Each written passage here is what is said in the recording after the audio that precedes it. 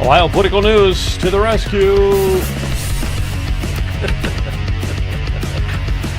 All right. I got to say, yeah. Woo. Do I look better with this or not? What do you guys? Where's the sombrero? Joe, you didn't tell me the mustaches.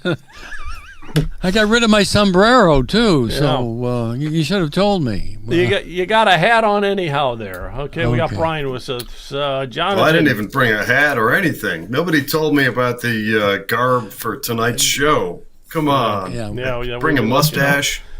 Oh, we got a new one here. Mark Zetzer. What the heck? How did you get in here? No, I'm just kidding. Good to see you, man. Good to see you. And you're running for Congress, so that's great. And you're also going to be helping us here with the show tonight. So we've got Laverne Gore coming at 7:30, and she is running for mayor of Cleveland. So we got to find out what her stance is on everything. That'll be interesting. So she's up at about 7:30 or so, and we talk some property taxes. But listen. First things first. I want to get right into this here, and that is. You guys hear that they drew up new maps? Did you hear that? They drew up new congressional maps. And I want to go through this a little bit here just to get everybody's take on it. But that is what it looks like right now. It's got all those different colors. You didn't know Ohio had all those colors, but they do. So we've got 15 congressional seats in Ohio. We have 15 congressmen, and then we have the 2 senators. That gives us 17 electoral votes. So we have 17 electoral votes in Cleveland, in Ohio. And we used to have 19. I think at one time we had 20. Even more. That's not a good. Well into the 20s. It's a loss of population. We've been losing the population, whatever. So there's no excuse for that. We've got to up it. But right now we got 17 electoral votes. We got 15 congressmen. So what they did was, if you can see that on the screen there, those really dark blue names, those are Democrats, okay? So we have 5 Democrats, and we've got 10 Republicans as it stands right now. Now, Trump has given us orders that we've got to get more than just 10 Republicans out of the state of Ohio. So they redrew these maps, Republicans did, and it was kind of like nobody likes the maps that well. The Republicans, the conservative Republicans, are kind of like, why didn't you do more? You kind of twisted the knife even more into the gut of the Democrats because, you could have taken 13 seats. There's nothing they can do about it. And Democrats are like, why did we go for this? Because we're giving up too much. So the Republicans weren't super happy. Democrats weren't super happy. It's a compromise here. And the reason for the compromise is so that the Democrats can't put a ballot initiative on at the last minute and really take it to the voters, which they could do. And then if they were to win that, it would go back to the old map, and it would just be total confusion. So this way, this is the map that it looks like until 2032. This is it right here. Greg Landsman, his district is District 1, and it's like the orange in the bottom left-hand corner there. His district was +7 Democrat, and now it's +3 Republican. So they're hoping to grab that seat. If you go to Joyce Betty, the next Democrat, there's no way you're taking her seat. She's right in the middle there where Columbus is in red. That's a +40 for the Democrats. So there's no way you're going to take that seat. Now, the other big one was Marcy Kaptur. And Marcy Kaptur is up in the Toledo area, the Brown up there in that Toledo area. Now, Kaptur was, this is interesting, she was a +7 Republican. And she still won. But she won by less than 1 point. And she beat Derek Marin. All right. Now, if you have a +7, you should be able to pull out that victory. All right. The fact that he wasn't able to do it because they redrew the maps a few years ago, and they kind of redrew them so that they would get rid of Marcy. They made it +7 Republican, and she still wins. So that kind of, blew a hole in that theory. So now they made it plus 10, and some people say it's plus 11 Republican. So they better win. Republicans have got to take her seat and get rid of her. And they're hoping for Greg Landsman's seat down in Cincinnati. So they're hoping Republicans, the Ohio Republican Party, is hoping to grab 2 more seats for Trump. Because those midterms, this is going to be next November when we vote on this. And we've got to give Trump at least 2 more seats. He's got to take the House again, or we're all in big trouble. And Mark, you're with Joyce number 14. So that's the district you're in, and the way it's drawn right now is a plus 20 for the Republicans. Let me just see what it was prior to this, if they changed it or not. Where's it at? So Dave Joyce was a plus 18 in his district, which is the district that you're vying for as well. And now it's a Republican plus 20. So it really, it's like whoever wins the primary has got that district. So, all right. I've got to win. Yeah, you got to win. You got to make it happen. It's a battle between the rhinos and the conservatives and the American First Conservatives at this point. Yep. That's right, the conservative. All right, any thoughts before we move on about the map? Do you have a thought on it? Yeah, absolutely. So, Joe, you give far too much credit. This whole thing of the Democrats are upset and the Republicans are upset, and therefore it must be a compromise and everything. That's smoke and mirrors, and it's utter nonsense. What happened is a compromise between the trans-Democrat Rhino group and the Democrat Party.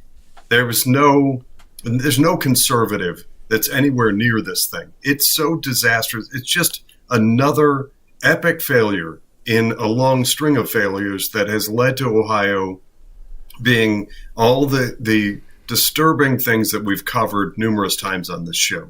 We're like 38th for education, according to U.S. News and World Report. We're 35th for job growth. And this is another example of why. Because the Democrat Party, and going back to your analogy, sticking the knife in and twisting it and everything, there is no knife.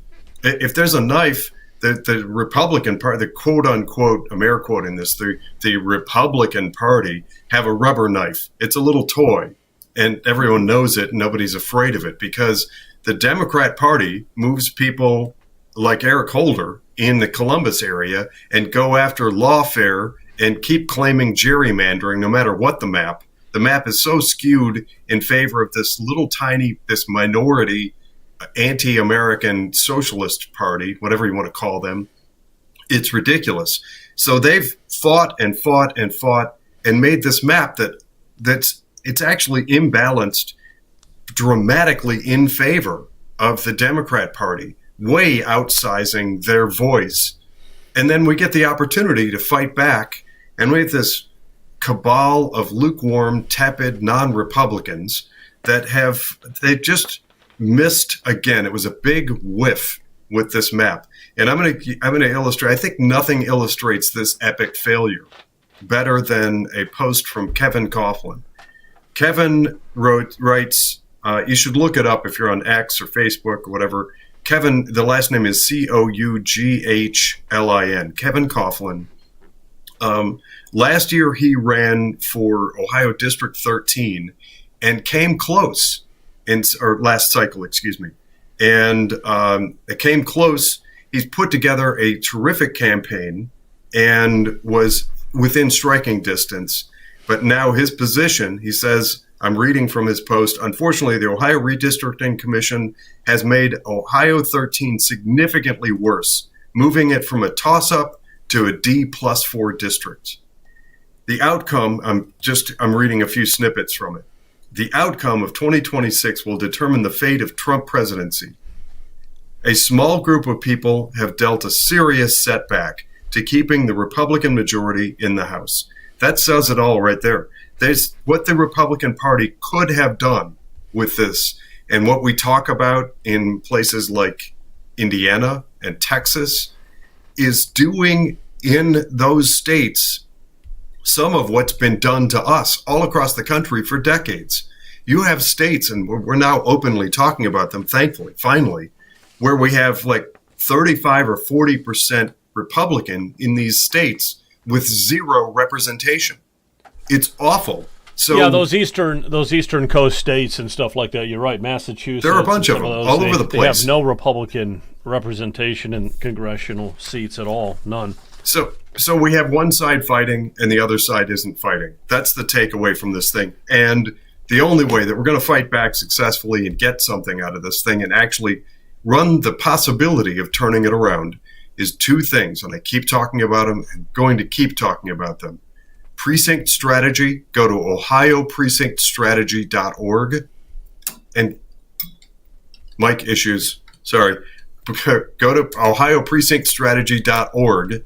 And Ohio, you can find it on Facebook as well. There's also precinctstrategy.com. And the last piece of the puzzle, because we absolutely have to have more Republicans in the Republican Party. Not whatever you want to call them, trans-Democrat, squishy rhinos. We need to have actual Republicans if we stand a chance of making America great again. Go and find Ohio Rhino Hunters on social media. I run it, and let's keep talking about these bad actors that don't belong in the Republican Party. We need to get rid of them. Okay, a couple things I want to just clarify with the map. First of all, yeah, what they did was they took, just so everybody understands here, they took this District 1, which is Greg Landsman. He's a Democrat, and it was a +7 Democrat territory. They reconfigured it so that now it's Republican +3, and they're hoping to take that seat back, but that's going to be a toss-up, really. The other one was Marcy Captor, District 9 out in Toledo. It was Republican 7, now it's Republican 10 or Republican 11, depending on who you talk to. And then the one you were mentioning also, Amelia Sykes, she's in District 13. Now that was a Republican lean, and now they made it a Democrat lean. I think it was Republican. Well, I got the number right here. It's like a Republican like by 3, and now they made a Democrat by 3. So I don't think we're going to take that one back, but it sounds like we should take two more seats. We should take 2 more seats. And let's get Brian. Brian, you have any thoughts on that? And well, I tend to agree with Jonathan. Just my take is, unless you get some fresh blood into Congress, nothing will change. If you got Dave Joyce in there, I don't care what you do with the district. If he's in there, what is going to be different with Dave Joyce? Out of here. He's out of here. Dave Joyce. Yeah. So enter our guest Mark, and that would be true, throughout the country too. Unless you get some fresh blood, into this Republican Party, I don't see it changing very much at all. Real Republicans with a Republican Party that knows how to vet, get the right people in, and then hold them accountable. That's fundamental. It's critical. Yeah, part of the reason, and we all say it, we all know it, we've been talking about it since I was a kid.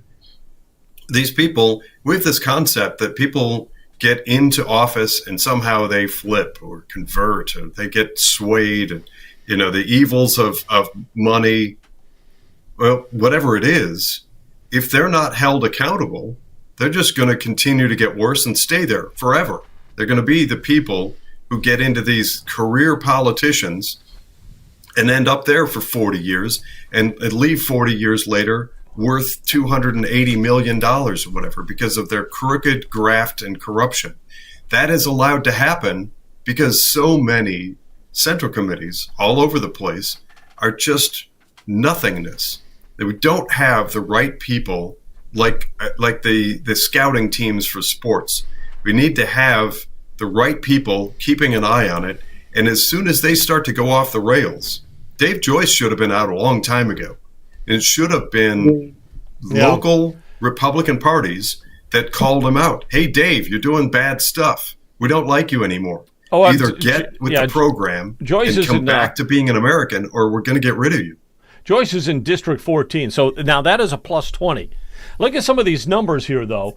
If you look at it, we have Taylor, who's in he's got a plus 42 Republican. There's no way he would ever be defeated. Jim Jordan, they increased him from 37 to 43, so he's got a plus 43. There's no way anyone could ever unseat Jim Jordan. Latta's got 24, Rulli 35.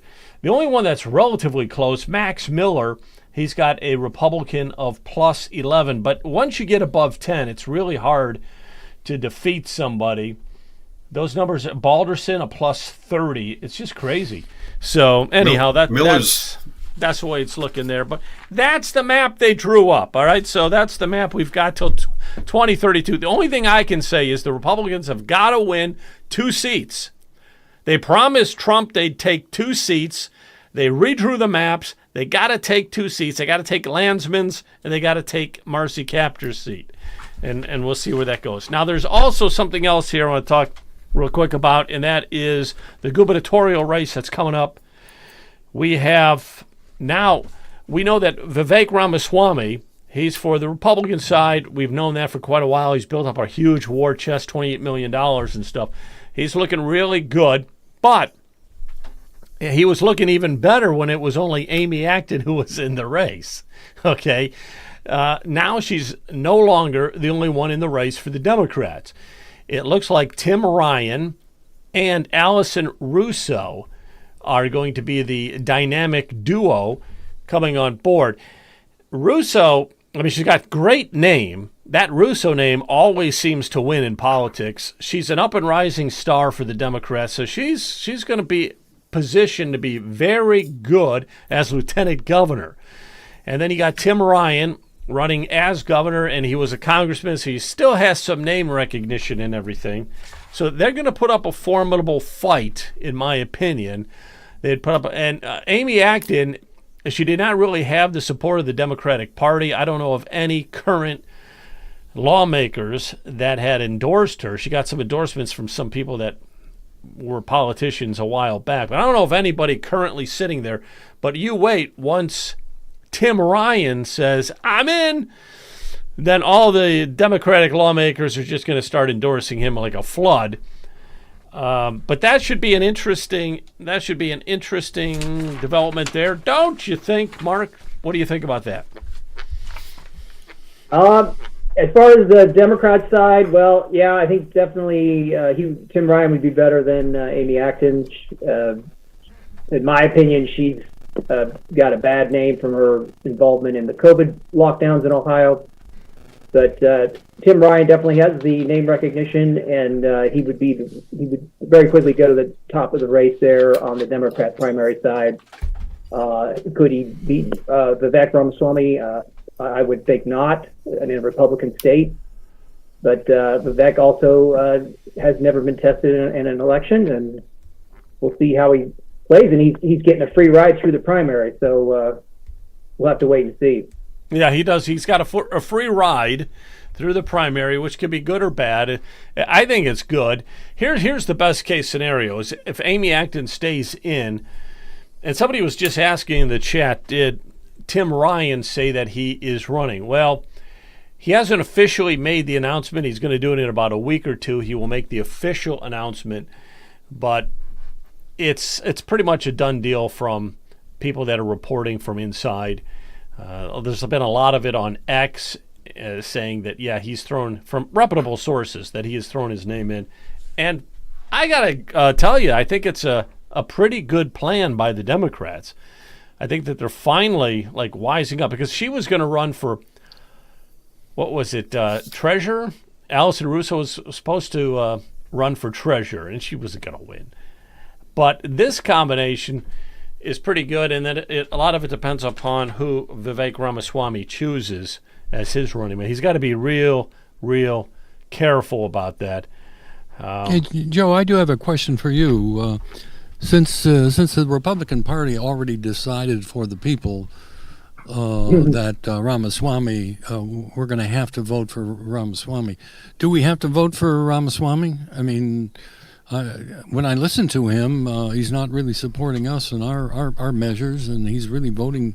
He's going to try to eliminate all of the income taxes without telling us how he's going to replace that revenue from the income tax. So I just...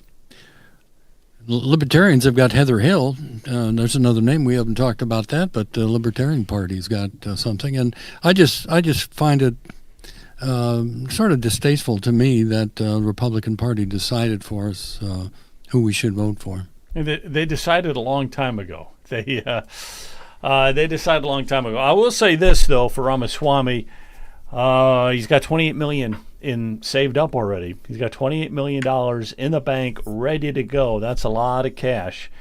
What does that say for about our system, though, Joe? It's the money that money talks, I guess, in our system. Well, a statewide race, what it says, talk, yeah. I think what it says clearly is that we have an uninformed, uneducated electorate, unfortunately, because in a perfect world, in a better world, we would have informed electorate and people would take it upon themselves to understand the issues, the politicians, their background, their platform, and make informed, educated votes and put people in that align with their value system, whatever it is that they're after. We unfortunately don't have that. And we have like this really expensive, glorified popularity contest. So the person who has the most ads, the most yard signs, the most flashy endorsements, they get the vote, and it takes money to do that. It's really unfortunate, but and I think there are some examples kind of peppered throughout the country where you get information out to voters and you can overcome significant expense. And one example is Kamala Harris. Kamala Harris, what did she spend? $1.5 billion. And people just saw right through it. If we could get more of that, with people actually looking at the candidates, not the money, not the splash, but the candidates and their platforms, I think there are a lot of great people that could be in office over these people that just go in, they sign up with, and this is a big pet peeve of mine. I've actually spent a fair amount of time digging through candidates' their campaign finance reports to see who's funding them. And if you live in a county like I do, where you've got candidates for local office who are getting big funding from outside organizations like trade unions and those kinds of things, you know that there are strings attached to that person. It's just got to happen. If you can override that by getting some local person who doesn't have those strings attached, is not wed to the... Absolutely. So somebody was saying that they're not sold on Ramaswamy. So if you can let us know what it is you don't like about Ramaswamy or what you're not sold on, if that would be interesting. I'd like to get some feel on that. But let's be realistic. It does cost a lot of money to win an election. You doing mailings, doing signage, getting out. Mailings themselves are just so expensive, especially if you're going to follow the vote, especially if you're going to do it for an entire statewide election. That could cost quite a bit of money. But TV time, and then people are swayed by who they see the most. You know, nobody does research on candidates that much. It's like if they see them on TV, hear them on the radio or podcast or something, or somehow they're sold on that person. They kind of feel like they know that person, and it works. It works. Ramaswamy should be on Ohio Political News, I think. He's invited. You know, we had Marino on one time. We did have Marino on one time. Yes. And and that was a surprise. And the guy, that's the one thing about Marino, and he's just a great candidate. That was he was at an event. He said, "Yeah, I'll come on at 7:30." And about 7:35, I look. He's in the Zoom room, and he's in his car driving to another event. So in between, he talked to us for about 10 minutes. And that's just Joe. You interviewed him in Ashtabula, didn't you? We went to that fair in Ashtabula. Ashtabula, we talked to him. It's right, Ashtabula as well. We talked to him with Hello, Yeah, he was a- hello. Hey, John's here. There he Hey, is. John. Commissioner Plechnik. The commish made it. That's good to see you, man. We're waiting. Let's see, it's 7:30, so Laverne Gore should be coming on here real soon. I'm hoping she connects. I'm going to keep an eye on the Zoom room, and hopefully she'll connect with us here really soon, and we can talk to her about her candidacy. She's running for mayor of Cleveland. And I the do have the, to. election is I'm just a couple messaging days with. away, yeah. I'm messaging with somebody in her campaign, Oh, yeah? and I'm getting a positive response. It does look like she does plan on joining us. She may just be running a minute late. Yeah, that's fine. That's fine. Does the commissioner have a take on Vivek Ramaswamy? Yeah, what do you think of Vivek, man? What do you think? I think that Vivek is by far leagues the best choice for Ohio. Now, obviously, he's younger than I am. He's still a tabula rasa in many respects.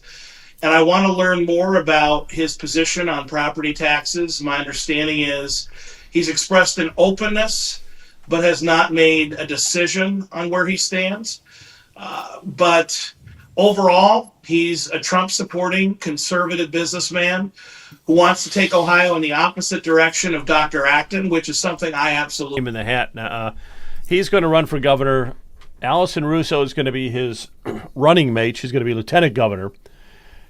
I think that not that I'm a Democrat, but I think that makes for a strong Democrat team. What do you think? I think that Tim Ryan and Sherrod Brown are the single two strongest candidates that the Democrat Party of Ohio has to put up. We have to acknowledge that. I mean, Sherrod Brown is the candidate. Tim Ryan is his mini-me. And that is the team up we fear the most. But even so, I have confidence in saying that Vivek and John Husted are going to be victorious on election night. No question in my mind. Yeah, I do too. I think so too. But I was just hoping Amy Acton was going to be a solo act. Acton be a solo act. That's what it should have happened. And I don't know what they're going to do. I don't know what they're going to do with Amy Acton anymore. I think they're going to have to put her in lockdown. They're gonna. Oh yeah. They're gonna do what? Hey, yeah, we got to end property taxes. We got to end property taxes. Commissioner Plechnik, if Vivek is such a shoe-in, why does he need to spend $26 million then? Because it takes $26 million to be a shoo-in. The reality is he's going to have to let the people of Ohio know that he's endorsed by Donald J. Trump. He's going to have to let the people of Ohio know that he's the conservative Republican choice and alternative to Tim Ryan and Dr. Acton. So that's going to take a lot of money. It's going to take a lot of resources to get the message out. When I look at how much it costs in a city council race in Willoughby Hills or a commissioner's race in Lake County, multiply that by 88 times, you start to get an idea of how expensive a statewide race is. It's not right, but you do need money to get your message across. Yeah, I have heard in Lake County, some commissioners have spent in excess of $300,000. Is that correct? I think that is correct. I'd say, I'll fully admit this. I think probably the top spends have been from Commissioner Beveridge, Commissioner Wolger, and myself over the years. I'd say our campaigns have probably raised and spent the most. Well, I think eventually, once Ohio political news gets big enough, everyone will just get their answers from here, and they can save all those millions of dollars. We will have a broadcast to all Ohio households, and people can just gather their information about the potential candidates for whatever office from Ohio political news. Easy peasy. Yeah, then you can make your informed decision. You can be an informed electorate based upon the work that we do here at Ohio Political News. Mm-hmm. Jonathan's halfway joking, but only halfway.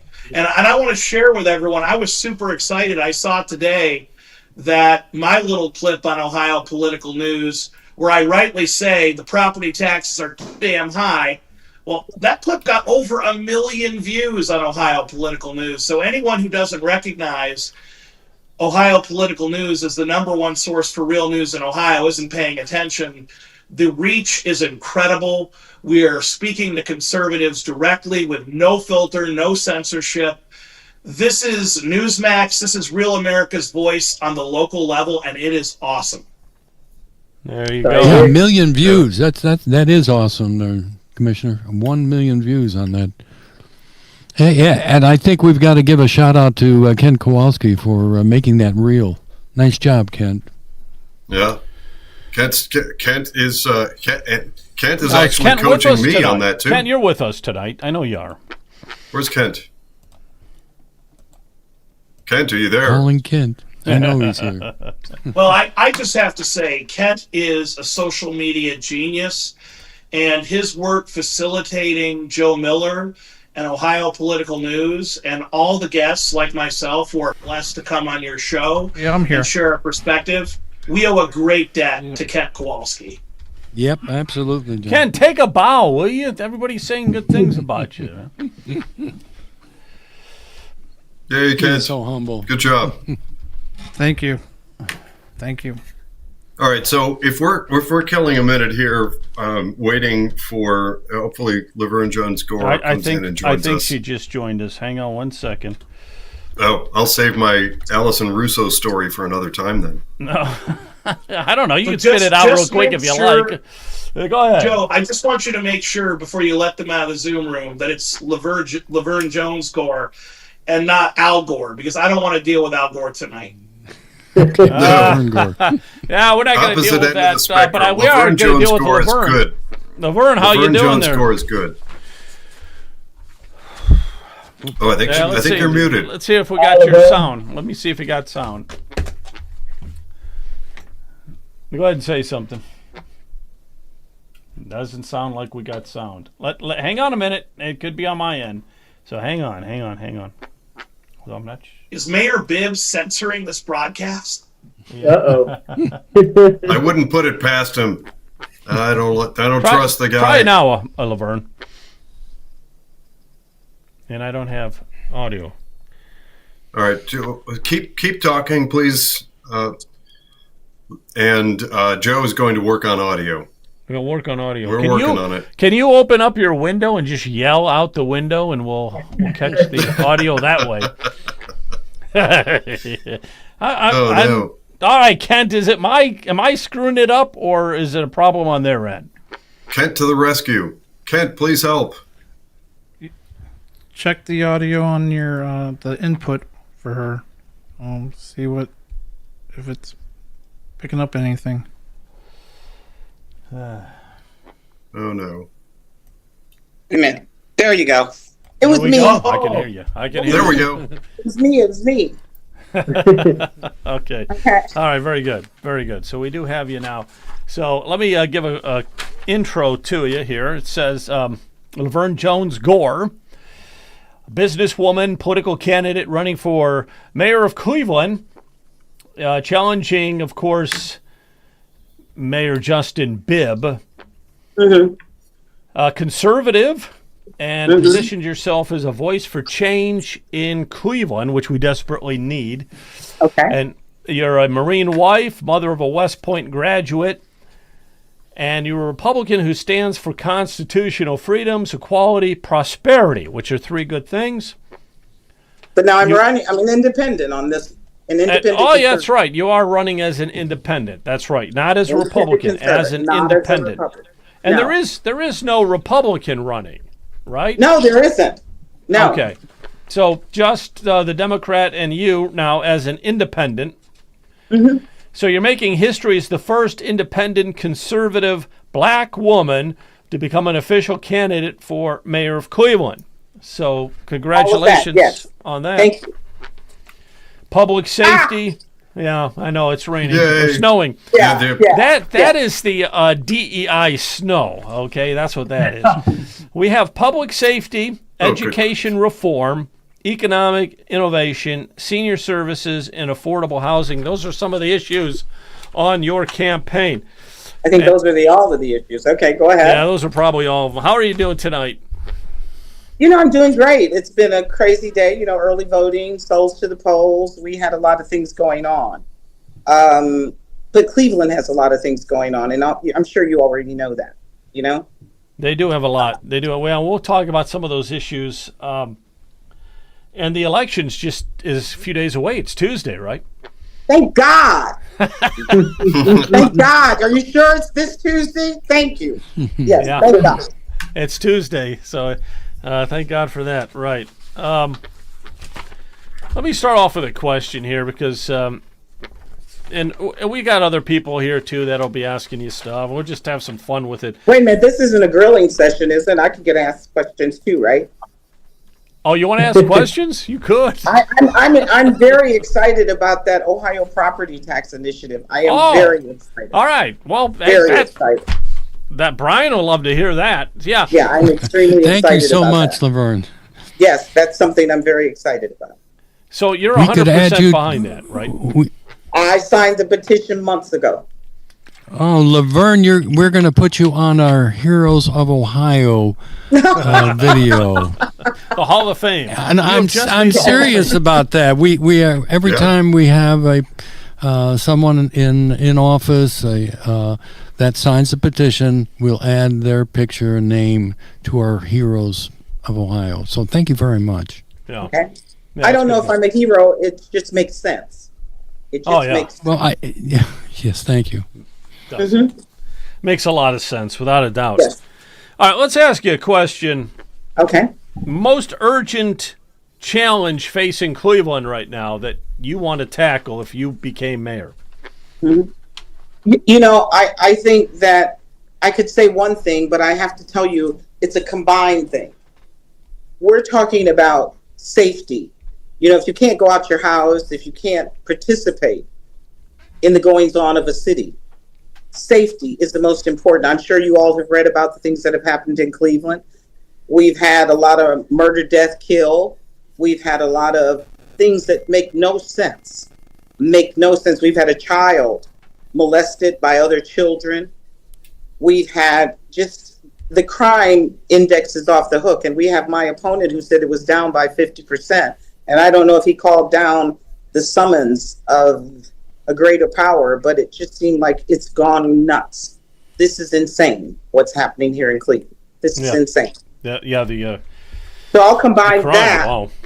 with education, because I truly, truly believe that an educated population can understand law and order. Law and order is very important. And I know that we have had some bad times here in Cleveland, but we have to start focusing on that. We have to increase our police force. We have to get this under control, because if children are being affected in the schools, then you have to pull the educate. We have a 66% illiteracy ratio in Cleveland. If you don't understand the law, if you don't understand how this whole situation works as far as government is concerned and how we aid each other and assist citizens, then you have no respect for it. So we're not even teaching people how to read here. We have to start teaching the children, the young people, how to read and respect the law. Hang on 1 second. Go on. So, 1 second. So you're saying that it's not 66% that are reading below grade level. We have You're a saying there's 66% that can't read, period. illiteracy. Well, reading, I don't know, I also have my master's degree in education. Reading is comprehension. You just don't read words, because that's not just reading. Reading with understanding is part of the illiteracy context. And we have a 66% illiteracy ratio. And you know what? I don't want anybody to raise any flags, because I really believe if we start understanding how the state evaluated the educational process within Ohio, we've got problems. We've got problems. We got big problems. 100%. And we it's spend not so just much. Cleveland is where I'm running, so I'm focused. We're spending so much We've in got those property taxes. Cleveland per pupil is like one of the highest in the Exactly. entire state. Exactly.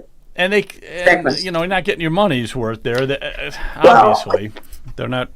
They We can't haven't read. gotten our money's worth for a long time. This isn't a problem that came up yesterday, but it's been exacerbated by this administration.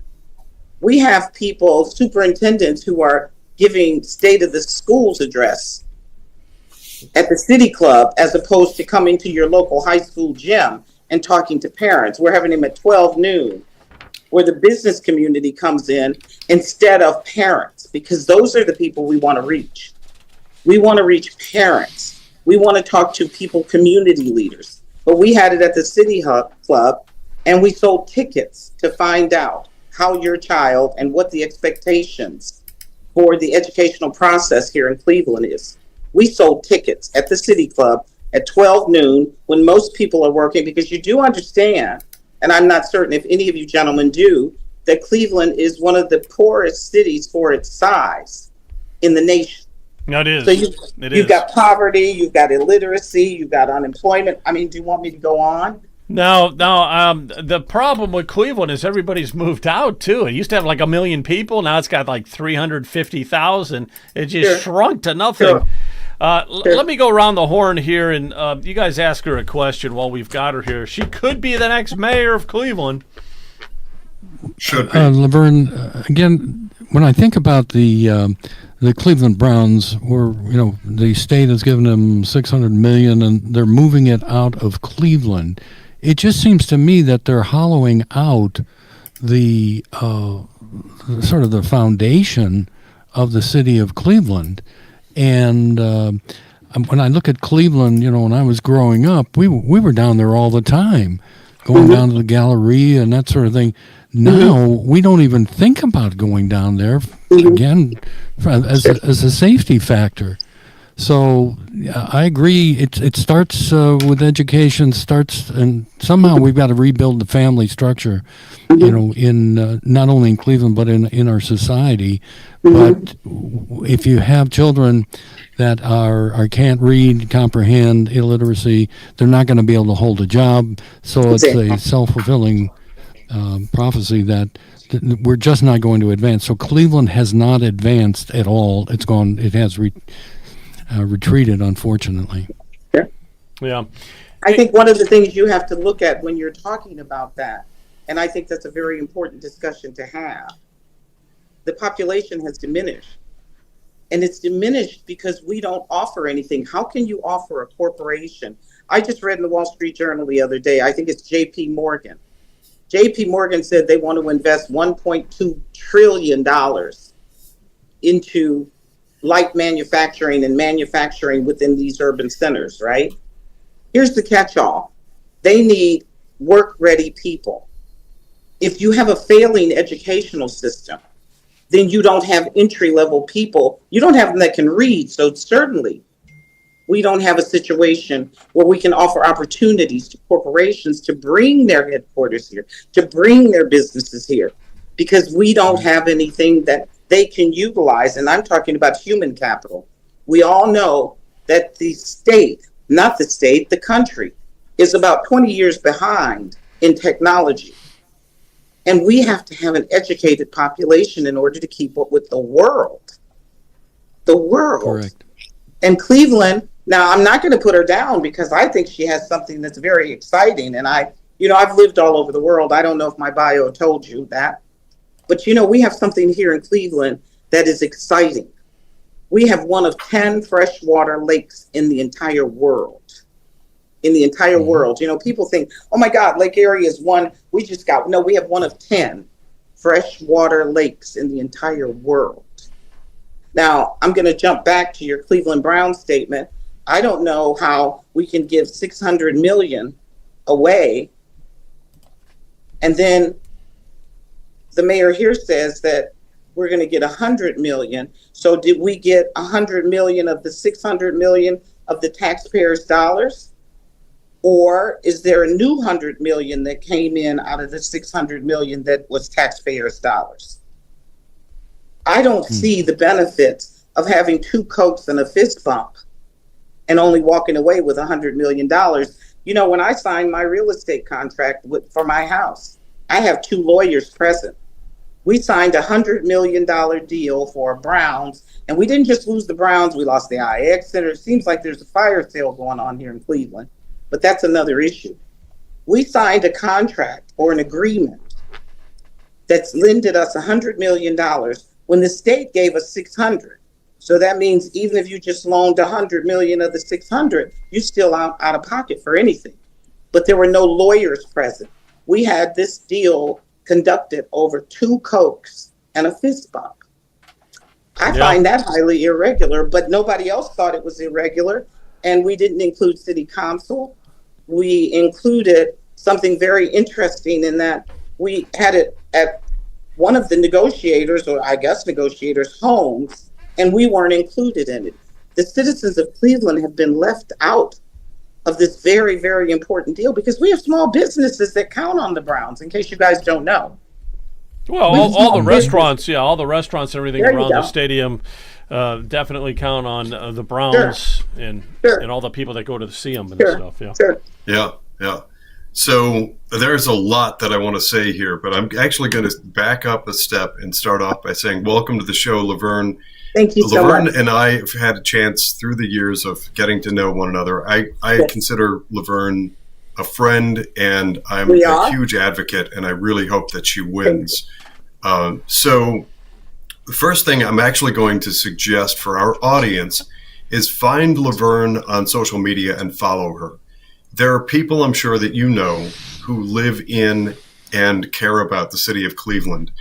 People need to get her message. That's going back to what I said earlier about an informed electorate. I really, truly believe that if people get to know Laverne Jones Gore, she will receive a huge upswell in support from the community. She's a great candidate, with a good person with a spectacular heart.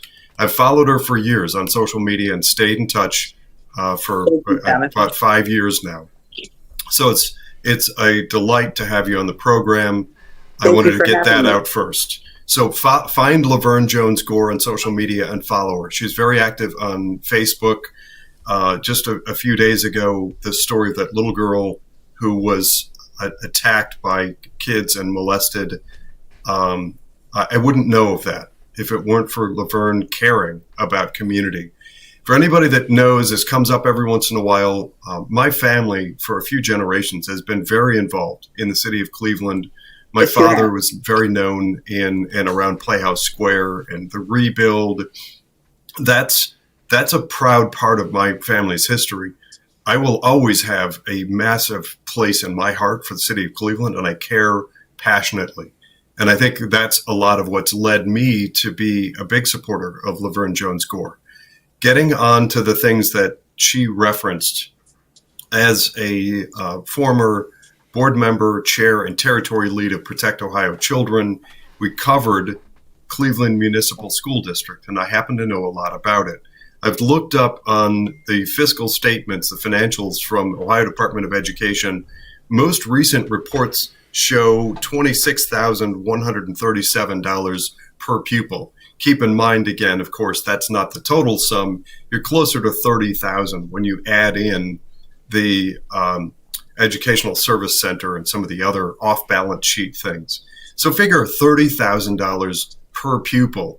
You have a lot of expense with not the right amount and the right people in oversight, and you're ending up with children who are not prepared for life adequately.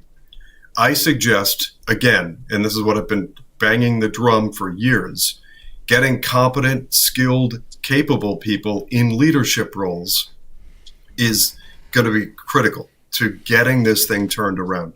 All this talk about we just need more money in Cleveland schools, that's not the answer.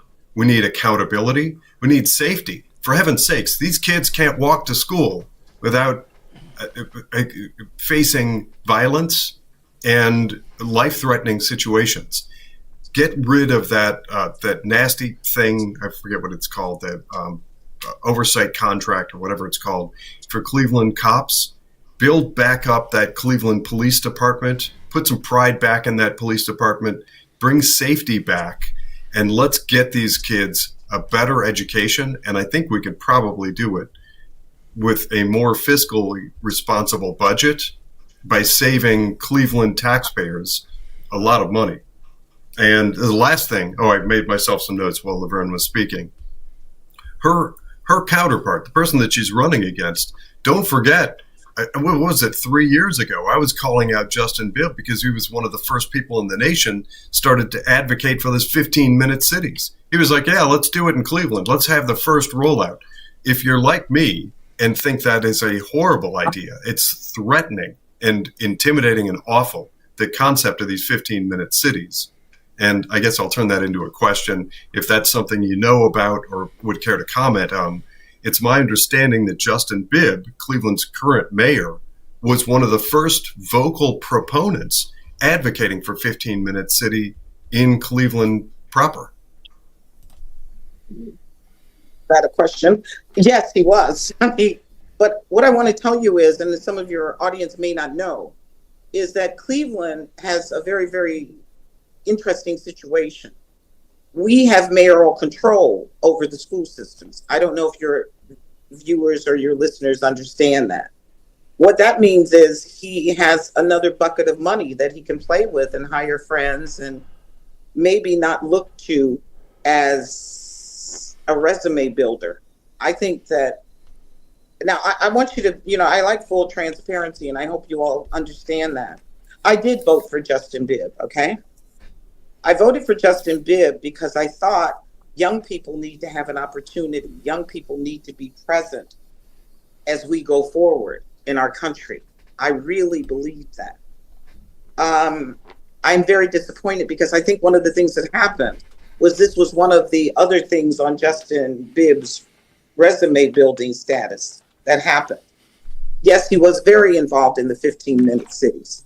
But the 15-minute cities doesn't offer any opportunities for those people that are already here. It doesn't offer opportunities for seniors. It doesn't offer opportunities for children because we didn't focus on the things that make these 15-minute cities that he thinks is so important. The green cities. And I am all for the environment. I want you to know that. But Cleveland has a certain set of problems that we can ill afford to ignore the basic concepts of these problems. We're talking about affordable housing, and he's saying 15-minute cities. He wants to get rid of the cars. He wants to make the one-way streets, make us all walking. When's the last time you guys spent winter in Cleveland? I don't know if the rest of you live in Cleveland, or near Cleveland. Some of the things that Justin has in his head, I think were just basic resume building ideas. They were talking points with no practical implementation on it. I just don't believe that he thought it out. I think Justin Bibb was thinking that he was going to take on another role within our country I don't think he meant to stay here. So he was throwing anything up against the wall, and sometimes it sticks, right? And I don't think he had any idea about 15-minute cities either. I just think that was a concept that he read somewhere and he grabbed a hold of it, or his handlers gave him. We have a situation here in Cleveland where and I say we in Cleveland, but I want you all to know that live in the suburbs, Cleveland is your hub, okay? And because we're your hub, you have to understand that what happens in Cleveland may not affect you today, but it certainly will affect you.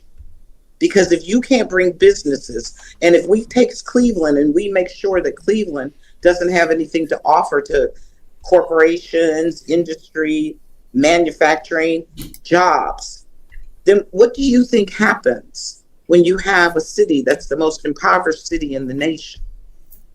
Do you think they stop and they don't come out to Solon, Shaker, Beechwood? I was just talking to a group of people in Beechwood the other day, and I said, you can ill afford to put Justin Bibb back in here and keep things going the way they're going right now. You just can't. Because so Cleveland goes, so the region goes. And I think many people have forgotten about that. This 15-minute concept of ideas, and I'm not going to say it won't work in 2050. Might. But right now, it is not the focus. It is not something that is even credible to even discuss.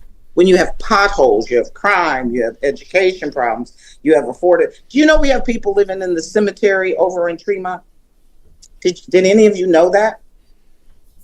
There's a homeless camp in the Tremont Cemetery.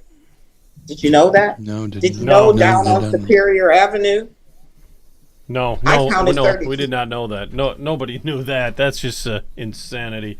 But you're right. Yes. I mean, there's such big problems with the crime, Yes. with the housing, with everything, housing, and to be exactly. worrying about the 15-minute cities is pretty Right. Whether we can stupid. grow That's lettuce what in that the is. City Hall. That's stupid. I'm going to send over to Mark, who's also running, by the way. Hi, He's Mark. running against Dave Joyce for Congress. But you have a Okay. question, Mark?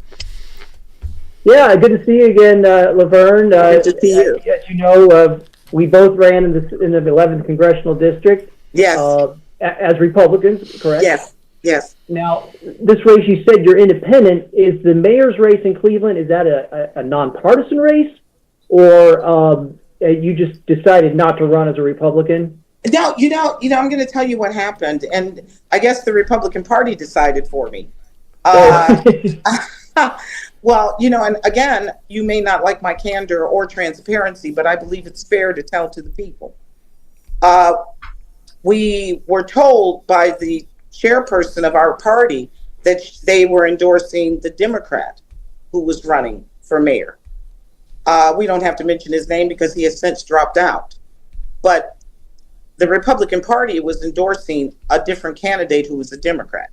So being an independent, I said, well, if the Republican Party doesn't want me, I'm okay.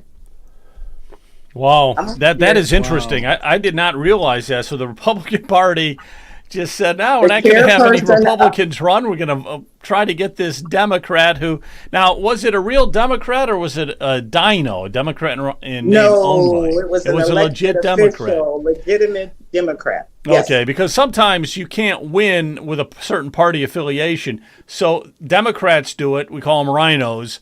And then you have some kind of an infiltration with a Democrat who's really kind of a Republican, but maybe that wasn't... You know what? You can't win if you don't run people. Yep. True. And support them. And support them. But if you admit defeat before you even get out the gate, I've not gone to the races in a long time, the Kentucky Derby, but I never saw anybody just not get in it, That's crazy. We're not going to put this horse in it because Secretariat's in it. There usually is about, 6 other horses in it? Yeah. How are the Republicans... let me get the commission here. How is a Republican going to win if the Republican Party won't run a Republican? You ever hear of such a thing? Unreal. Unfortunately, we have.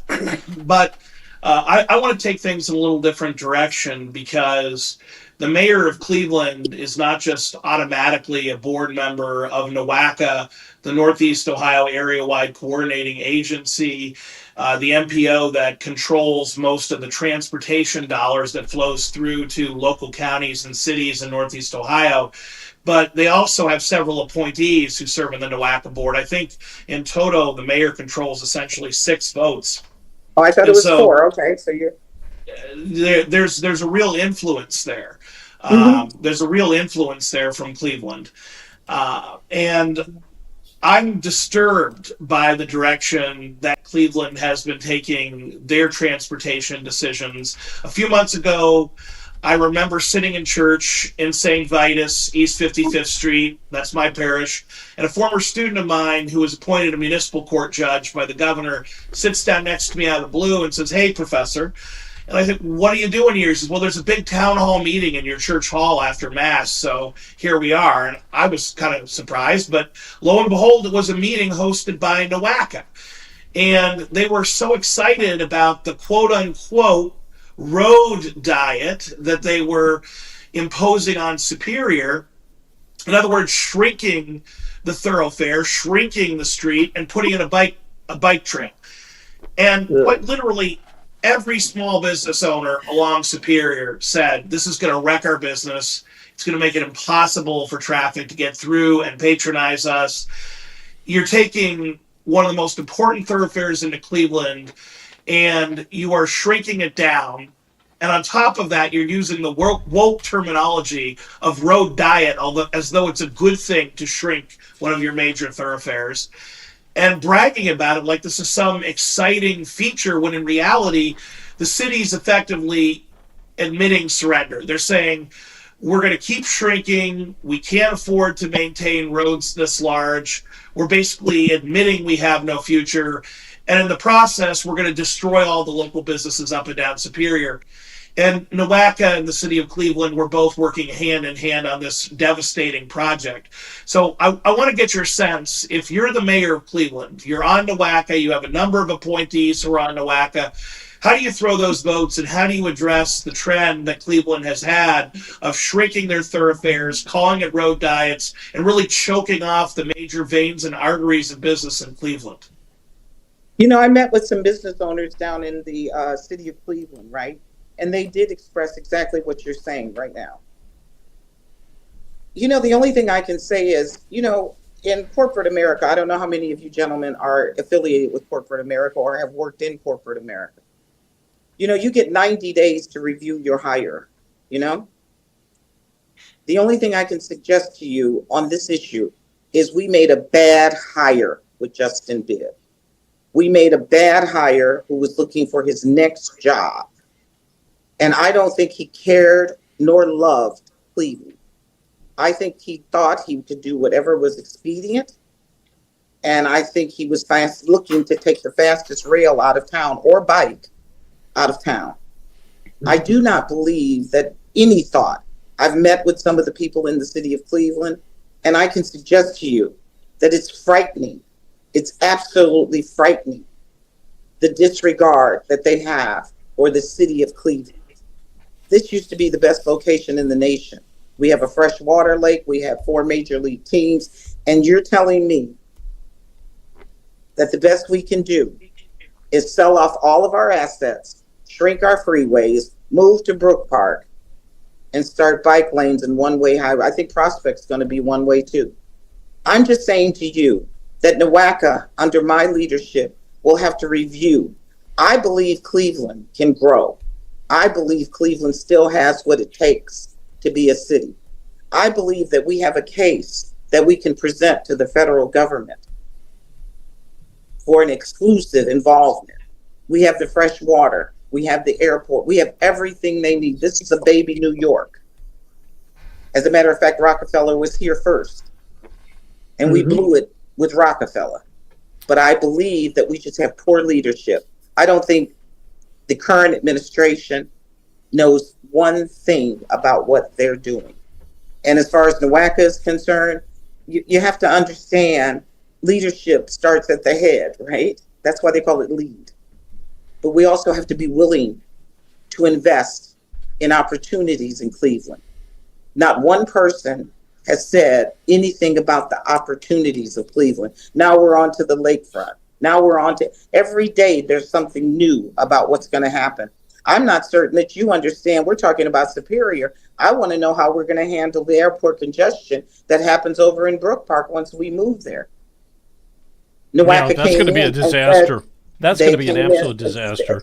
Then we're talking about Superior. Let's talk about that particle. But the good part about it is we have 90 over there, and 90 runs through several states. So it's going to be more communication, more interest, and more accountability. Okay. Yeah, and also with the stadium too, that people aren't considering is that there's going to be a lot of road work.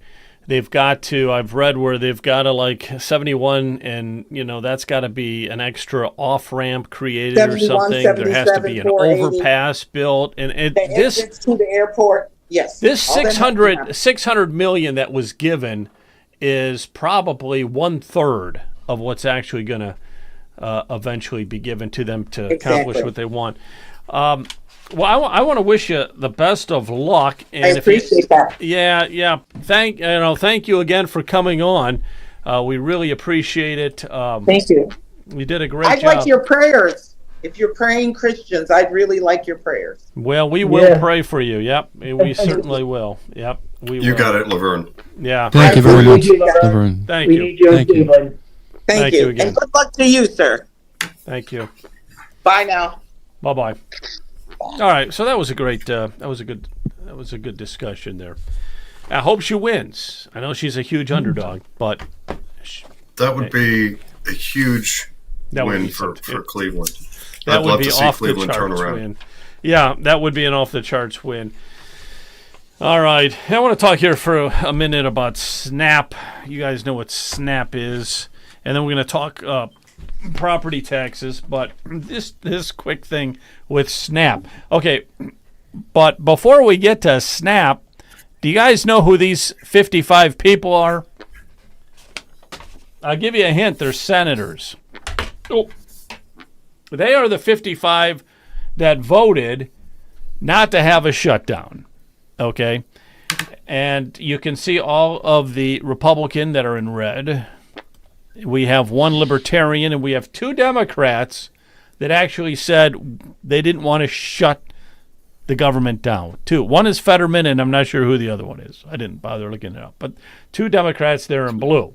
Now, here are the ones that want to keep the government shut down. And they're all Democrats, of course, except for Bernie. Bernie is your Libertarian. And then there's one Republican, Rand Paul, which I didn't know he was Republican, but apparently he is. And so they're they're opposed. I think there's a correction there, Joe. Bernie's not a Libertarian. Bernie's a socialist. Yeah, on his way to being a communist. Correct. And I got this thing right here I want to show you. Now, Jeff Skinner, who writes for the Ohio Register, he put this together. Food riots are canceled. Ohio opens emergency funding. He's talking about SNAP. Okay, so SNAP was just cut. The benefits were cut, apparently, at least to some people. And so they averted some of the riots. But there's this lady here, which is kind of funny. I want to play this for a second. Let's see if I can play this. Anyhow. Hi, you guys. I'm out of the store. So she went to the store. They wanted $7 for this. Mind you, I don't have food stamps anymore. They cut me off. So I only had $22 left in food stamps. So this is what I stole. Okay. They wanted $9 for this. They wanted. They wanted. You understand she didn't pay for any of this, right? Then they wanted $2 for this. They wanted... Sorry, it's all fucked up because it's been in my purse. $7 for this. I'm making some stuffed salmon today. More F-bombs These are needed. I'm not paying $7 for that. Okay. I got to cut the audio. Why would she record she's got a few more herself? things. Look at what else she pulled out. She's got all these ribs. What's that, Brian? Why would she record herself and admit that she's been stealing? I don't think she cares in the least bit. I think a lot of people are doing it. So, in other words, there's that. And then she goes into a tirade about Trump. F-bomb after F-bomb after F-bomb. And, you know, she's got to eat. She's got to pay eat. Her family has to eat. But it's all shoplifting. So apparently these people are like, some of them are saying, hey, since I can't get the SNAP, I can't use my card and just get the food, I'm entitled to go and just throw it into my purse and my handbag and stuff like that and walk out with it. That mentality has been piped in. Actually, I'm going to interject something because it was one of the notes that I made to possibly bring up, well, Laverne Jones Gore was speaking about education in Cleveland. This is a great opportunity for a plug for a friend of many of ours, Khalid Namar. He's based in the Cleveland area, and he has a program called CREED. And CREED he's a guest speaker at colleges and K through 12 and universities, campuses all over the place. And he teaches basic civics and understanding about basic principles about what it takes to make a society function well. You should look up Khalid Namar and CREED. It's a CREED. It's an educational program that he goes and speaks places. This concept has been pushed into society that, like, well, if you can't get it for free, then just go and steal it. And there's no understanding of the implications of that. There's people who are going and stealing things don't realize that that drives up cost and closes stores. So you have these raids and looting, which is it's basically just an extension of the same mentality. You just go and shove as much stuff into a cart and take off with it. It leads to those stores closing, and it leads to the cost of those things going up for everybody else. So you end up with fewer stores with much more expensive stuff, And then eventually they have to do like what you see in California, which is to lock things up and add security. There are grocery stores where they're like everything is behind a plexiglass case that has to be unlocked for you to get your can of soup because people were stealing so much. That is fundamentally awful and broken, and people don't realize that this is designed to destroy society.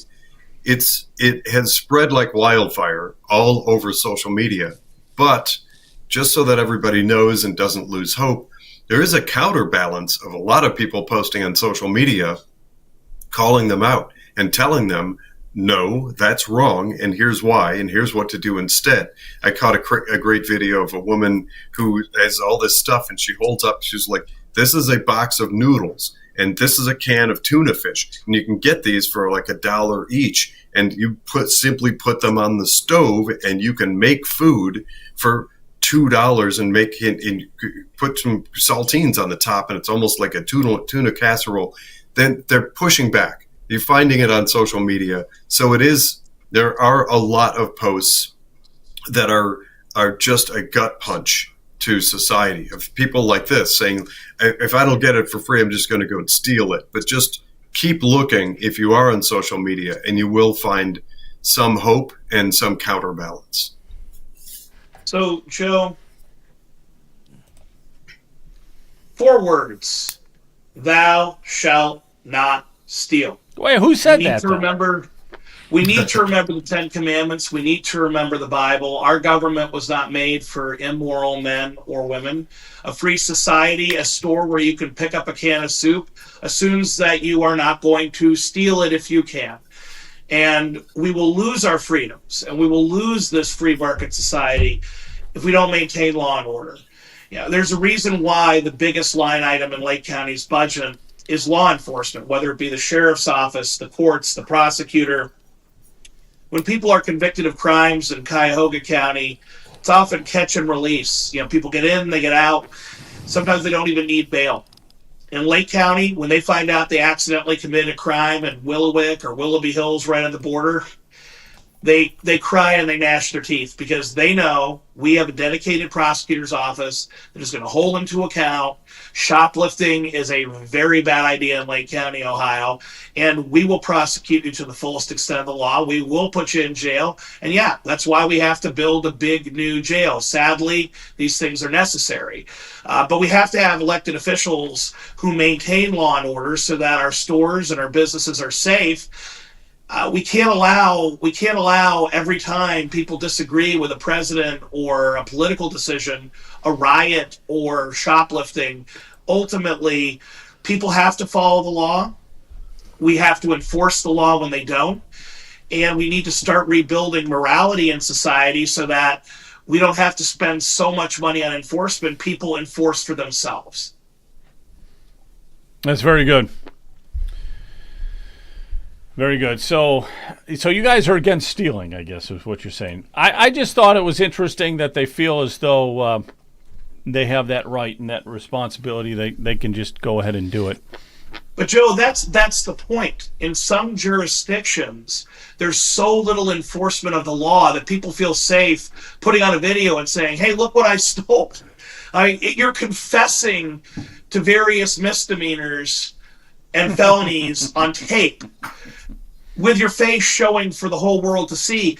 That's a very powerful statement that you believe your county prosecutor, your city prosecutor is going to do nothing. And that's why we need to have mayors and county governments that enforce the law. You better believe it. I wanted to show you guys something. It's called NAP. Stealing violates the non-aggressive principle. I want to show you something here. We talked about this earlier. That's Tim Ryan and Allison Russo. They're going to be running. And look, who's this guy here? This is off our X account. You guys going to recognize him? John, you're preaching and doing a great job. Brian. So that's the one that got 1 million hits. That's a good one. Yeah, that is. All right. Let's talk about this, Brian. Yes. It's the Senator Jerry Serino speaking to about 100 politicians in Lake County, in Willoughby Hills last week, or 2 weeks ago now. And Jerry was basically saying that the amendment to abolish property taxes is irresponsible, and he is telling everyone in that room to tell 100 people not to support it, and if it does get on the ballot, they should vote against it. So we feel that Senator Serino is declaring war on we the people of Ohio. He does not believe really in freedom and liberty. It's very obvious. He's got his bases covered, but he thinks that if a senior can't afford their property taxes, they should sell their home and move into an apartment, and that will help with the housing shortage in Ohio. Very cold and cruel. Let me play this. So what let's done listen to it is for I've- 1 second. So this came off of your, I believe. Yeah, I recorded for the live stream for Have Political News, and also I recorded it for lobbyists. So I think Kent may have edited it, and I'm not sure. Let's see if we can hear it. Let's see if we can hear it here. Nope. Now, wait, I got to turn this up.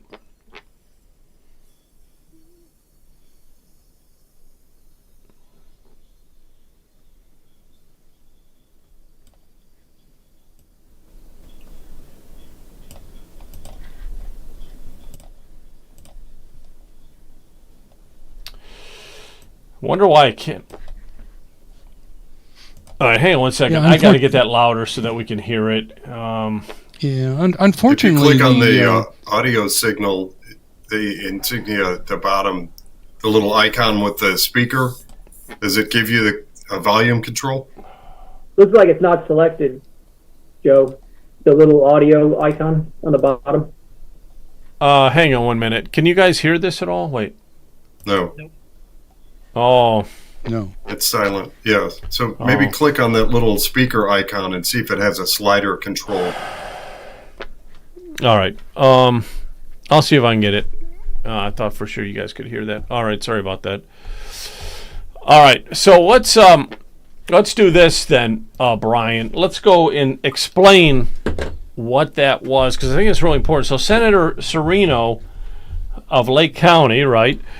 State senator. He is, he's District 18, I believe. Not only Lake County, he's got, I think, Geauga and something, maybe even Actually, Portage. correction, Brian, correction. His district used to include Lake Geauga and Portage. I know this because I was Republican State Central Committeeman for Senate District 18 at the time.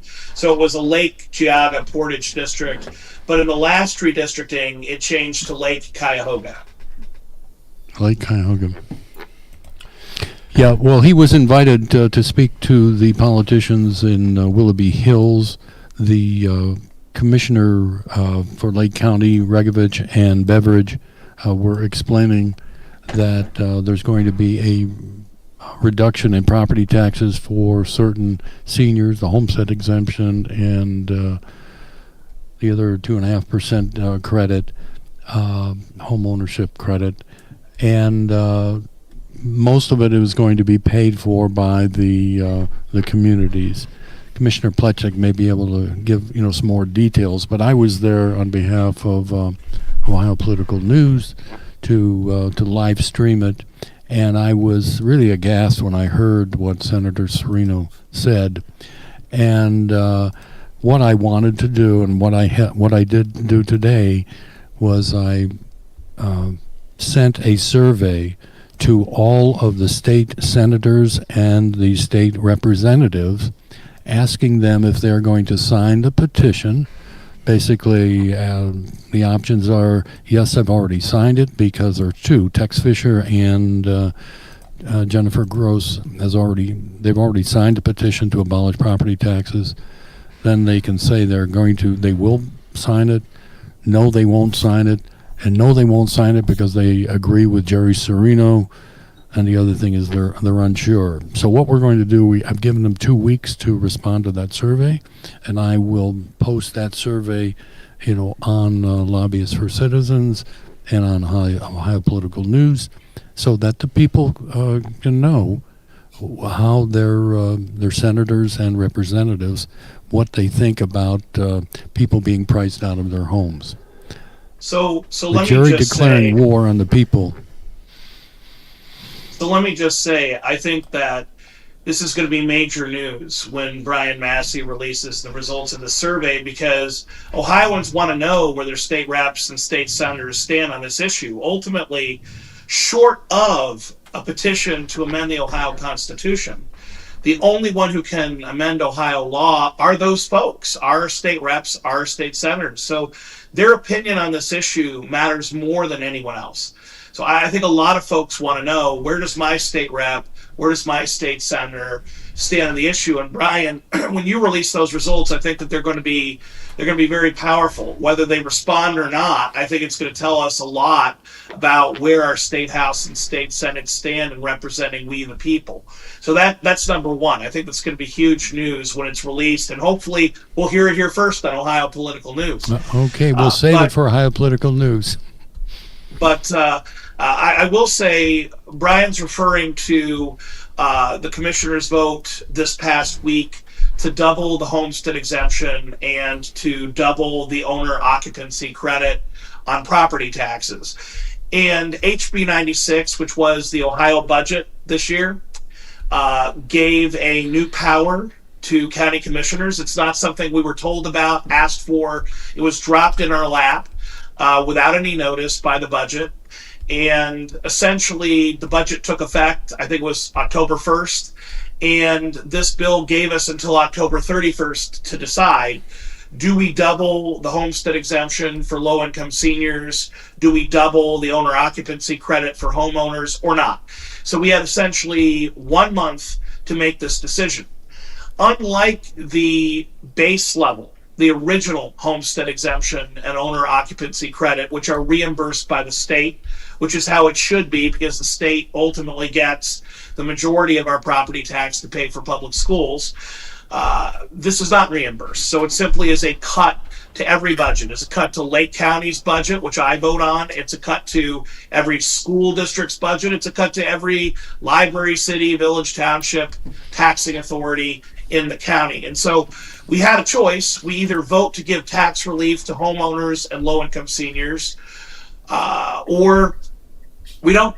And that relief comes at the cost of government budgets. Now, I'm a conservative Republican, so that's always an easy decision for me.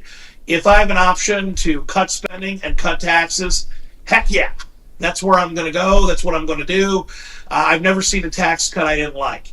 So, while I wish the state stepped up and took responsibility for this tax cut, that they should really be cutting it out of their budget rather than local budgets, it still was the right thing to do, because the relief is targeted to seniors who are making less than $40,000 a year per household, low-income seniors, and homeowners, and no one can dispute that those folks need help the most. I mean, to say that we weren't going to cut our collective budgets by 1.5% after the average Lake County homeowner saw their taxes go up 15%, I mean, there was no way I wasn't going to vote for that tax relief. But I had to say, and I said it loud and clear to News 5 and any other reporter listening, that this is nowhere near enough. The idea that doubling the owner occupancy credit from 2.5% to 5%, doubling the homestead exemption from an average benefit of $500 per senior to $1,000, that's nowhere near enough. And it doesn't roll back the increase we've seen in property taxes in even the last year. Just using Lake County as the example, property taxes went up in the last year by $52 million. By passing this property tax relief, we were able to return $14 million of that $52 million increase to the taxpayer. In other words, I was given the power by the state to give less than a third of the increase back. That's not enough. And so I ended every interview saying the next step is we need to sign the petition to abolish property taxes. Columbus still doesn't get it. Yeah, let me try it this time and see if we can get some Watch again. Let's see. You can imagine property tax issues are the number one issues that we're dealing with in Columbus. But there's one message that I want to share with everybody here, and it's been written about a lot and talked about a lot, and that is the petition that's floating around to eliminate property taxes, or to declare that it is unconstitutional to collect property taxes is irresponsible. If you look at your tax receipts from July, take a look at all the institutions, all the groups that are levying the value of our property. Okay, it's not just the schools. That's the largest percentage for virtually every community. But we're talking about police levies, we're talking about libraries, senior citizens levies, in some cases, Lakeland Community College. It doesn't work, and I think it's an irresponsible proposal that they are floating around, and they're trying to give that no weight at all, give it no support. In fact, tell 100 people that you know that it would be ridiculous to support that levy. If it gets on the ballot, we're going to all have to work together to defeat it, and we'll see. Okay, so if it gets on the ballot, he's going to do everything he can to defeat it, which doesn't sound very good. There's too much emphasis on police, on fire, on making sure that these guys are getting their pay increases and their cost of living increases and their new shiny red trucks and the schools. But there's no talk. If you listen to what Serino said there was nothing about the citizen. There was nothing about you or me not being able to afford these god-awful property taxes anymore. It was simply the services have to be funded, and that's it. The services have to be funded. That's all they care about. Joe, people should look at Article 1 of the Ohio Constitution. All of these politicians, when they are sworn in for their office, they swear an oath to defend that Constitution. And that Article 1 talks about protecting property, and they're not doing that. And I'm saying that they're violating their oath of office. Serino didn't talk one word about cutting spending. And the in that meeting in Willoughby Hills, they're talking about reducing their budget 1.5%. You talk about weeping and gnashing of teeth. You had Chuck Hillier there from Painesville Township. He was it's like we were pulling the rug out from under him. So all of these they're going to have to learn to provide these services at a much more efficient cost. And we're not talking about not paying taxes. We're just saying send us a bill for services, break down how much we're paying for police, for fire. I want to know. Transparency is a key to good governance. I want to know how my payments for my services compare with other communities in Lake County. I want to make sure that they're good stewards of the taxpayers' money. And as far as school funding is concerned, we need to start consolidating these school districts. We just had Laverne Gore in there talking about Cleveland schools, where 2/3 of the kids are illiterate. I mean, that is, and then paying $30,000 per student. Why would we continue doing that? It makes no sense. And unfortunately, the state legislators have just pushed this down the road every year. They never really address it, and they're just worried about their donor class. They're not worried about the average citizen. No, Joe, I made this correct point. on it. I made this point at the commissioners' meeting when I voted to double the owner occupancy credit and to double the homestead exemption for low-income seniors. And we heard some pushback of 1.5% cut to our budget. How are we going to manage? And I replied, did a single one of you ask the taxpayer how they were going to manage their budget with 10 times 1.5%, with a 15% increase? or more Right. in their Right. taxes. Did one of you raise your hand and say, Grandma, Grandpa, next door neighbor, how are you going to afford this? The answer is no, you didn't. The burden has to shift from the taxpayer, who's always being forced to write a blank check and just make it work, to government. Government is all the paid professionals. They got the fiscal officers, the budget directors.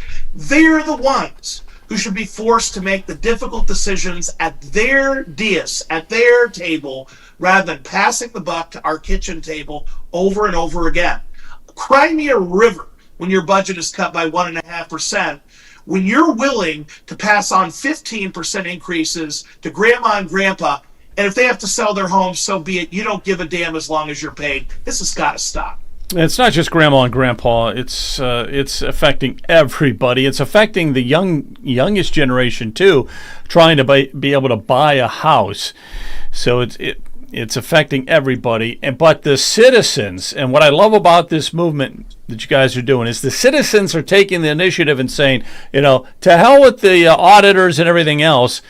We're not paying the property taxes. The state can find the money. The state has to find the money, especially for the schools. The state has to fund the school system. It can't be done through a local city tax. It's got to come from the state. And the state brags about the fact that they balance the budget every year, but you notice it goes up like $10 billion every year, from the previous year. And that's how they balance it. It's so ridiculous. Balance it by I think that's continuing not to even- spend. I think, Joey, that even that's off the mark. There's something fundamentally wrong with our conversation if we start our conversation conceding defeat on recent dramatic escalations in cost. And we've said it before, and I'm going to keep banging the drum on this. In 2019, our state, let's start at the state and use it as an example. Our state budget was $67 billion. This year, we're at over $100 billion. Where's all that extra money going? Now break that down into county by county. If your county's budget, and they were just doing whatever they're doing at your county, administrative issues and roads and transportation and paperwork processing, if it cost your county $100 million, and suddenly, flash forward a few years later, and it's $200 million, where is the difference going? So this whole notion of we need to fund, quote unquote, just air quote that, we're going to fund police, fire, rescue, etc. Sure, of course, that sort of tugs at your heartstrings. Oh, of course. Gosh, let me pull out my checkbook, even though I might be struggling in my home and facing homelessness, and just continue to write these blank checks. At what point do we have to put our foot down and say, no, enough? And one other thing, I've done it before, I'm going to do it again now. I'm going to draw an analogy to your local school board meeting. I started a while ago. It was actually after a conversation with Alex Newman from The New American. He was talking about government schools. I was like, what's a government school? And he was like, I don't call them public schools anymore, paraphrasing, and now I use the same terminology. You can't call it a public school because if it were, they would listen to the public. I really truly believe, based on my years of experience, you could get every member, you could get 100% of the community to all load into an amphitheater and meet with the school board. And the school board, in many instances, would still vote against the interests and will of the people of that community. That's a broken system. That is not a public school. That is a school board, and it routinely happens. I watch it over and over, more often than not. They don't care what the community wants or what their interests are. I hear the same thing in that tone, and I'm very disappointed to hear it from Jerry Serino. Senator Serino's concept is fundamentally broken. He lost track. He lost the thread. He is to represent the will and interests of the people. And if the people tell him, hey, we're hurting, we're losing our homes, the answer isn't we must maintain our $100 billion budget at all costs. And I don't care if you need to get shoved out. We're going to kick you out the front door, Grandma, in your home that you and your husband spent 40 years buying. That's horrendous behavior on the part of Senator Serino, and I'm furious about it. That should not happen in any of these regards. If it's a state, a legislative body, a county board, your school board, I don't care who it is. More people need to have that concept in mind and go and put your foot down and bang that podium with outrage, organize the people around you, and make sure to get those people back in their lane. Their lane is not looking out for corporate interests. It's not filling their own pockets. It's not maintaining status quo. It is finding efficiencies where they can be found. And it goes back to what Commissioner Plechnik was talking about. We need to scale back the cost of government. This whole thing, it's infuriating. That whole concept of the new normal. COVID happened to us. Society had to work its way through COVID. I could make a whole episode on covering that fiasco. And sure, yeah, costs skyrocketed. We had tremendous, dramatic increases in cost of everything. Government ballooned during COVID. But to say that we need to continue at that pace it's actually hard to spend money at that pace. I'm running in my county. They can't figure out where to throw the money to next. They're buying $400,000 office renovations for some of our county officials. That's infuriating. That is crushing people. It's crushing. And it's getting people kicked out of their homes. They can't afford to eat. It's broken. And I think more of us need to be as angry as I am. Yeah, absolutely. And plus, the thing is, there's no transparency. So we don't know how much money the school systems are wasting. We know they are wasting a boatload of money in all of these organizations, whatever they are, whatever we're funding. We don't know how much they're wasting. And that is one of those things that we have got to get a handle on. And speaking of getting a handle on things, we got Mark Zetzer, and you're running for Congress, and I'm going to let you give us the last thought for the night, okay?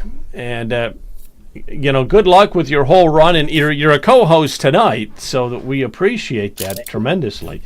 But you got any parting words for us? Because you're it. We're going to just close up shop here, but what do you got?